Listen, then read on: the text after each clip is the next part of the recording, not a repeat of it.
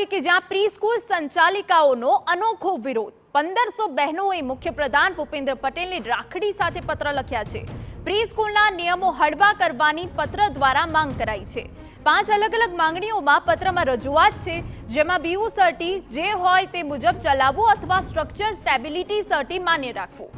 15 વર્ષની લીઝ ડીડના નિયમને બદલે 11 મહિનાનો ભાડા કરાર ચલાવાય।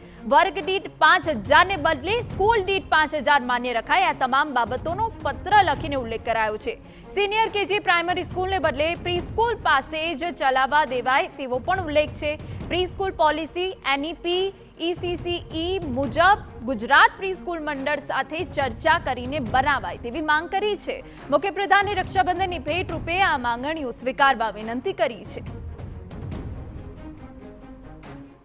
જે માંગે રક્ષાબંધનમાં એ ભાઈએ આપવાનું હોય છે, તો એ આશાથી અમે બધી જ બહેનો અહીંયા આવી રહ્યા છે અને આ રજૂઆત કરી રહ્યા છે કે અમને જે બી અડચણ પ્રી સ્કૂલના એસોસિએશનમાં આવી રહી છે તો એ અમારી પ્રોબ્લેમ એ ભાઈ અમારા સોલ્વ કરે। એ નિમિત્તે અમે એમને રાખડી પણ મોકલી રહ્યા છે। અમને રજિસ્ટ્રેશનમાં અમારે જે લોંગ લીઝ માટે એગ્રીમેન્ટની જે વાત કરી રહ્યા છે, જે શક્યતા નથી। આજે બધી બહેનો પોતાનું ઘર એમાંથી ચલાવી રહ્યા છે।